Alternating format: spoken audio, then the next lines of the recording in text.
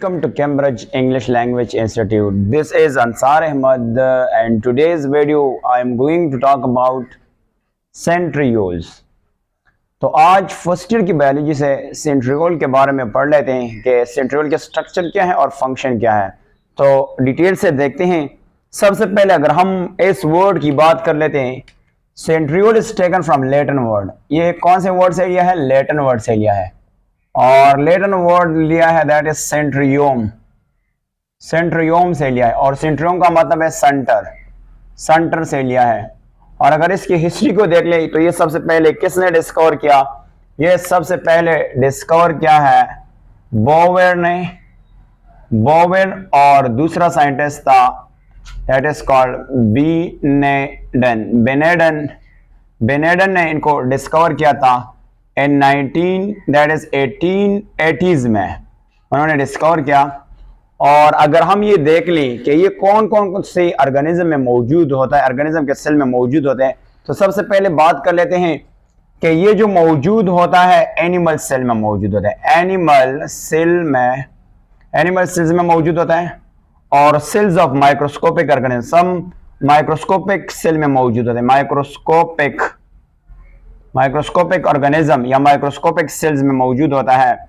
इनमें से आता है क्लेमोडोमोनास, माइक्रोस्कोपिक सेल में आता है क्लेमोडोमोनास। इनमें से आता है क्लेमोडोमोनास जो है ना, इसमें आता है। इसके अलावा ये लोअर प्लांट्स में मौजूद होता है। लोअर प्लांट्स में मौजूद होता है। लोअर प्लांट्स में दो आ सकता है, मोसेस आ सकता है, मोसेस, और इसमें आता है लेवर वर्ड्स आ सकता है, लेवर वर्ड्स आ सकता है। इनमें ये पाया जाता है। अब अगर हम इसके स्ट्रक्चर के बारे में देख लें, बट स्ट्रक्चर से पहले हम इसकी साइज के बारे में पढ़ लेते हैं कि इसके साइज किस तरह होता है। तो अगर हम इसकी साइज देख लेते हैं, साइज, तो इसका जो साइज है ना, ये बेसिकली होता है 0.3 to 0.5 माइक्रोमीटर लॉन्ग होता है। और ये अगर देख लेते हैं तो डायमीटर इसका कितना होता है? 0.2 माइक्रोमीटर इसकी डायमीटर होता है। माइक्रोमीटर इसकी क्या होता है? डायामीटर होता है। और ये जो है बेसिकली दो में मौजूद, ये फेयर में मौजूद होता है, कपल में मौजूद होता है। अब ये कहां पे मौजूद होते हैं? तो सबसे पहले इसकी बात करते हैं। ये सेल में चूंकि दो मौजूद होता है, टू सेंट्रियोल्स होता है, सेंट्रियोल्स होता है, इसको हम क्या कहते हैं? सेंट्रियोल्स होता है। ये लोकेटेड होता है, लोकेटेड नियर द सरफेस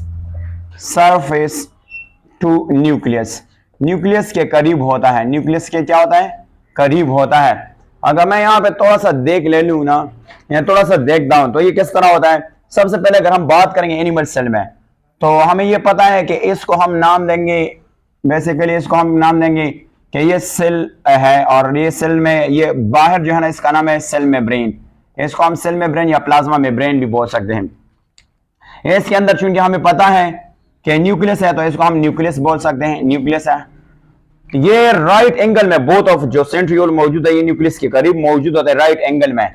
यहाँ पे एक मौजूद होता है, यहाँ पे ये सेंट्रियोल है, और इसके राइट 90 एंगल पे दूसरा मौजूद होता है।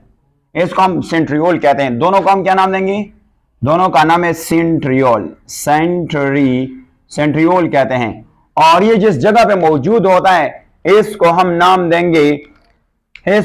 देंगे दैट इज कॉल्ड सेंट्रोसोम। इसको हम क्या नाम देंगे? सेंट्रोसोम। इसका नाम है सेंट्रोसोम। इनको हम नाम देंगे सेंट्रोसोम। और सेंट्रोसोम का एक और नाम भी हम इसको कह सकते हैं कि ये माइक्रोट्यूब्यूल्स ऑर्गेनाइजिंग सेंटर है। इसको हम क्या नाम देंगे? माइक्रोट्यूब्यूल ऑर्गेनाइजिंग सेंटर्स है। ठीक है। अब अगर हम इसकी स्ट्रक्चर की बात कर ले तो इसकी स्ट्रक्चर बेसिकली किस तरह होता है? They are small hollow cylinder. इसका स्मॉल होलो सिलेंडर स्ट्रक्चर होता है। तो हम यहाँ पे बात कर लेते हैं इसकी स्ट्रक्चर की। अगर हम यहाँ पे बात कर लें इसकी स्ट्रक्चर की, तो इसकी बेसिकली स्ट्रक्चर किस तरह होता है? तो अगर हम देख लेना, they are small hollow cylinder array होता है। और ये बेसिकली इनमें से आपको 9 माइक्रोट्यूब्यूल्स मिल जाएगा, 9 माइक्रोट्यूब्यूल्स मिल जाएगा, माइक्रोट्यूब्यूल्स। और 9 फिर हर एक 9 में 3 माइक्रोट्यूब्यूल्स यानी इसको कहते हैं ट्यूब्यूल्स मिल जाएगा, दैट इज कॉल्ड ट्यूब्यूल्स मिल जाएगा ईच में।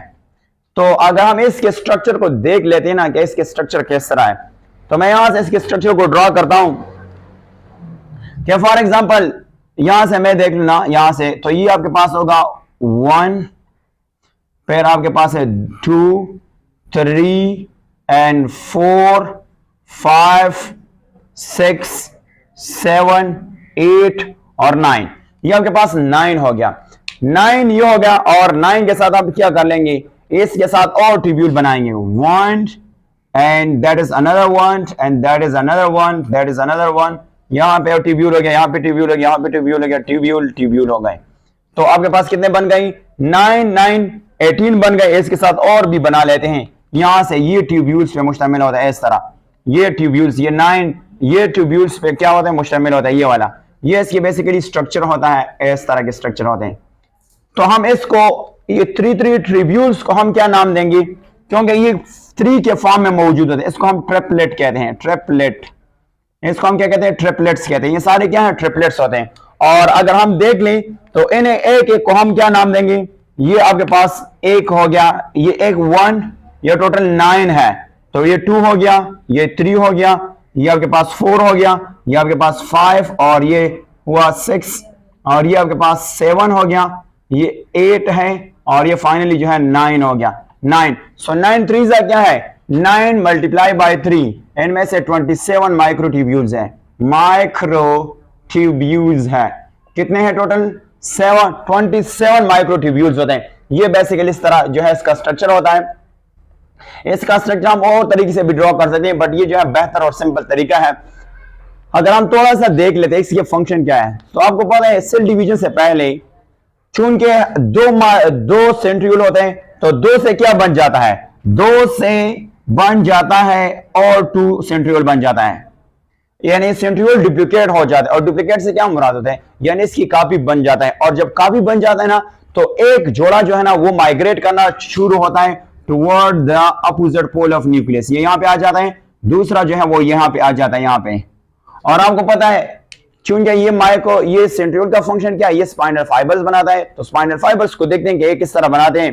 तो अगर हम इसी सेल की बात कर लेते हैं, तो इसके न्यूक्लियस में जब ये सेंट्रियोल बन जाता है तो ये स्पाइनल फाइबर्स बनाता है, और स्पाइनल फाइबर्स जो है माइक्रो यानी क्रोमोसोम्स की अरेंजमेंट में हेल्प करता है। तो ये यहाँ पे अगर देख लेना क्रोमोसोम होता है, ये आपके पास क्या है, ये बेसिकली क्रोमोसोम होता है। ये क्रोमोसोम क्या, इनमें से सेंट्रियोल क्या करता है, माइक्रोट्यूब्यूल की अरेंजमेंट करता है। इससे स्पाइनल फाइबर्स यहां से इस तरह जो है वो बेसिकली अटैच होता है क्रोमोसोम के साथ, ये वाला, ये क्रोमोसोम के साथ अटैच होता है इस तरह के फॉर्म में, इस तरह ये क्रोमोसोम है। और ये क्या करता है, ये क्रोमोसोम में अटैच। अब इसको हम माइक्रोट्यूब्यूल या स्पाइनल फाइबर्स कह सकते हैं, इसको हम क्या नाम देंगे, बट इनकी भी मुख्तलिफ टाइप्स है। ये जो है ना, अगर मैं ये सारी माइक्रोट्यूब्यूल्स है जिसको हम स्पाइनल फाइबर्स भी कहते हैं, स्पाइनल फाइबर्स है, फाइबर्स।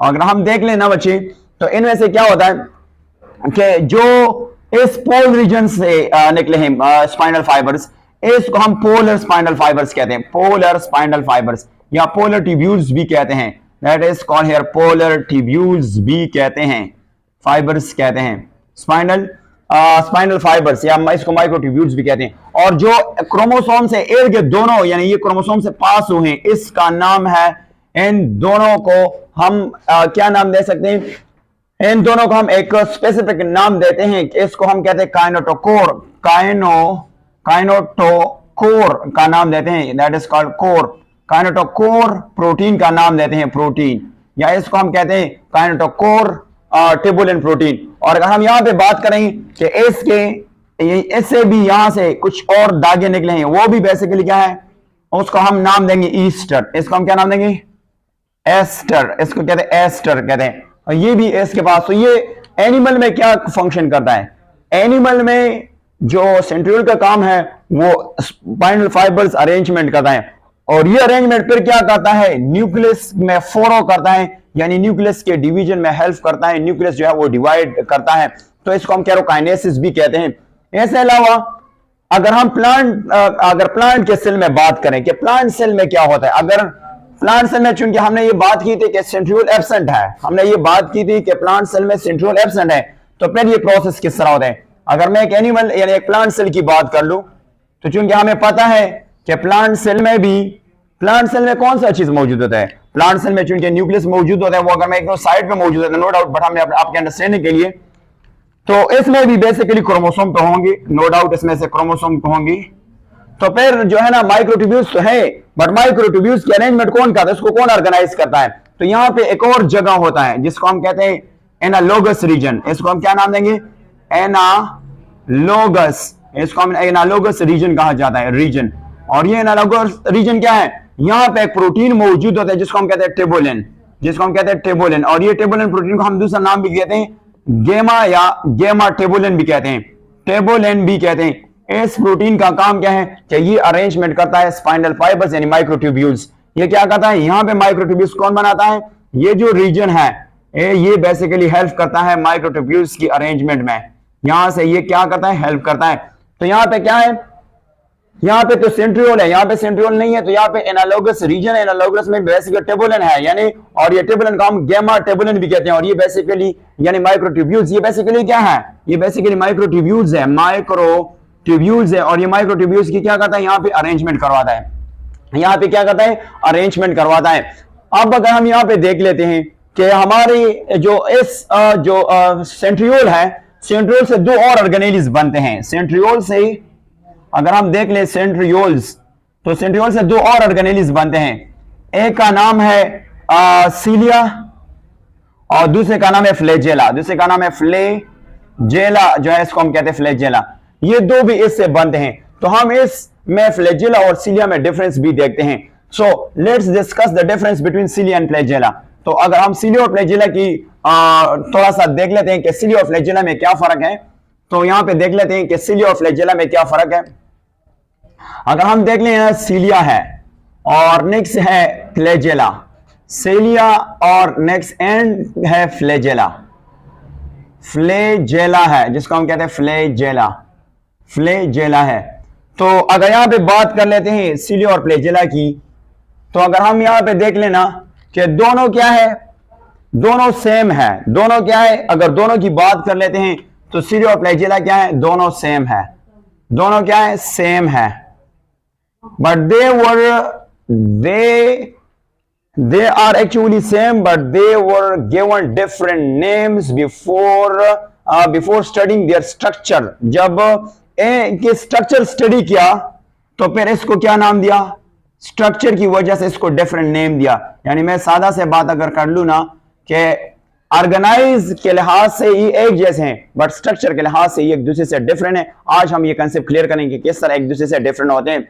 अच्छा, अगर बात कर लेते ना सीलिया की बात कर लेते हैं, नॉर्मल जो सेल्स होते हैं ना, फॉर एग्जांपल सेल्स हैं, इनमें से एक या तो 1 फ्लैजेला होता है या 2 फ्लैजेला होता है, इससे ज्यादा भी हो सकता है, बहुत से बैक्टीरिया में बहुत ज्यादा फ्लैजेला भी हो सकता है। इसके अलावा सिलिएटेड सेल्स होते हैं, सिलिएटेड सेल्स होते हैं, और इन सेल्स का अगर देख लें, इनमें से मेनी स्मॉल सीलिया मौजूद होते हैं, मेनी स्मॉल शॉर्ट सीलिया मौजूद होते हैं। सीलिया जिसको हम कहते हैं सीलिया, ये क्या मौजूद है, यानी सीलिया जो है वो मौजूद होता है। अब अगर हम बात करते हैं कि कौन से ऑर्गेनिज्म में जो है वो 1 फ्लैजेला मौजूद है, तो एक ऑर्गेनिज्म है जिसका नाम है mammalian, that is called mammalian spermatozoa, यानी स्पर्मेटोजोन, यानी इसको कहते हैं स्पर्मेटोजोन। मेमेलियन स्पर्मेटोजोन में ना इनमें से 1 फ्लैजेला मौजूद होता है, 1 फ्लैजेलम मौजूद होता है, फ्लैजेलम, यानी flagellum is the singular of flagella. इसके अलावा अगर आप देखें ना तो ग्रीन अलगा जिसको यूनिसेलुलर क्लेमोडोमोनास कहते हैं, जिसका नाम है क्लेमोडोमोनास में जो है ना 2 फ्लैजेला होता है, 2 फ्लैजेला होता है। इसके अलावा जो पैरामीशियम है, जिसको हम कहते हैं पैरामीशियम है, CIUM पैरामीशियम है, इनमें से थाउजेंड्स ऑफ सीलिया मौजूद होता है, थाउजेंड्स ऑफ सीलिया मौजूद होता है, हजारों की सीलिया जो है इसमें क्या मौजूद होता है। अच्छा, अगर हम बात कर लेते हैं ना इन दोनों की फंक्शन के सीलिया और जो दूसरा है फ्लैजेला, इन दोनों की फंक्शन क्या है, तो सिंपल सी बात करेंगे, इन दोनों की फंक्शन है मूवमेंट। ये इसका फंक्शन क्या है, ये मूवमेंट प्रोवाइड करता है बॉडी को, जहां पे मौजूद होता है मूवमेंट जो है वो प्रोवाइड करता है। सीलिया जो है वो पैरामीशियम में मूवमेंट में हेल्प करता है, फ्लैजेला जो है वो बैक्टीरिया में भी मूवमेंट में हेल्प करता है। इसके अलावा अगर हम देखें यूकैरियोटिक फ्लैजेला, अगर देखें किसका फ्लैजेला देखें, that is called eukaryotic flagella देख ले, फ्लैजेला तो वो सिमिलर होता है किस तरह, सीलिया की तरह होता है, but I am talk about organization के बेस पे कि इन दोनों की ऑर्गेनाइजेशन क्या होता है, सेम होता है। इनमें से डिफरेंस पाया जाता है स्ट्रक्चरली, एक दूसरे से डिफरेंट होता है, स्ट्रक्चरली यानी स्ट्रक्चर वाइज एक दूसरे से डिफरेंट होता है। अब मैं डिस्कस करता हूं कि किस तरह ये डिफरेंट होता है। तो मैं सीलिया के स्ट्रक्चर जो है वो ड्रॉ करता हूं कि सीलिया जो है वो किस तरह डिफरेंट होता है। तो सीलिया की स्ट्रक्चर जो है ना, अगर हम ड्रॉ कर लेते हैं यहाँ पे कि सीलिया की स्ट्रक्चर किस तरह होता है, थोड़ा सा अगर देख ले, इनमें से अगर हम देख ले फॉर एग्जांपल ये इसके क्या स्ट्रक्चर होता है, क्या फॉर एग्जांपल 1 2, मैं यहां पे देख लूं और आपके पास, चलो इसको रेड से ड्रॉ करते हैं, 1 2, इनमें से 2 3 और इनमें से है 1 2 3 4 5 6 7 और 8। अगर मैं थोड़ा सा इनमें से जो बाहर की होंगे ना, ये आपके पास क्या है 1 2 3 4 5 6 7 8, एक और भी बनाना है। तो मैं अगर यहाँ पे करूं 1 2 3 4 5 6 7 8 और भी बनाना है यहाँ पे एक और, क्योंकि 9 होने चाहिए। तो मैं अगर यहां से थोड़ा कर लूं, यहां से 1 और ये यहां से 2, ये सबसे बाहर माइक्रोट्यूब्यूल्स होते हैं। इसको हम इसको कहते हैं आउटर माइक्रोट्यूब्यूल्स कहा जाता है। इसके इर्द गिर्द चूंकि मेम्ब्रेन होता है, और इस मेम्ब्रेन का नाम क्या है, इस मेम्ब्रेन को हम नाम देते हैं that is called plasma membrane. ये है प्लाज्मा मेम्ब्रेन, और ये आपके पास 9 है, बट ये कौन से फॉर्म में मौजूद होता है, ये मौजूद होता है डुप्लेट फॉर्म में। अगर मैं दूंगा यहां से 1, यहां से 2, यहां से 3, और अगर यहां से देख लेते हैं यहां से 4th है, यहां से अगर देख लेते हैं 5 है, और अगर यहां से देख लेते हैं 6 है, यहां से अगर देख लेते हैं 7 है, यहां से अगर देख ले तो ये आपके पास 8 आता है, और अगर लास्ट कपल को देखे तो आपके पास 9 आता है। तो ये 9 हुआ, ये 9 आउटर, और ये कौन से फॉर्म में है, डुप्लेट फॉर्म में है। डुप्लेट फॉर्म में है। डुप्लेट किसको कहते हैं, जिसको 2 कहते हैं। उनमें से ये स्ट्रक्चर वाइज डिफरेंस है। इसके अंदर सेंट्रल क्या चीज मौजूद होता है, सेंट्रल माइक्रोट्यूब्यूल्स होता है। सेंट्रल ये 2 होता है, इसको हम कहते हैं सेंट्रल माइक्रोट्यूब्यूल्स होता है। माइक्रोट्यूब्यूल्स होता है, इसको क्या कहते हैं, माइक्रोट्यूब्यूल्स। और इस सेंट्रल माइक्रोट्यूब्यूल्स को हम एक और नाम भी देते हैं, that is called here axoneme. इसको हम क्या कहते हैं, एक्सोनेम। इसको हम क्या नाम देंगे, एक्सोनेम भी कहा जाता है। तो ये था बेसिकली स्ट्रक्चर ऑफ किस चीज की, स्ट्रक्चर ऑफ सीलिया। ये है structure of सीलिया, internal structure of सीलिया जो है ये हमने ड्रॉ किया। इनमें से डिफरेंट आपको नजर आता है कि इनमें से डिफरेंट क्या है। तो ये था बेसिकली क्या, कि दोनों में डिफरेंस, और सारा फंक्शन हमने डिस्कस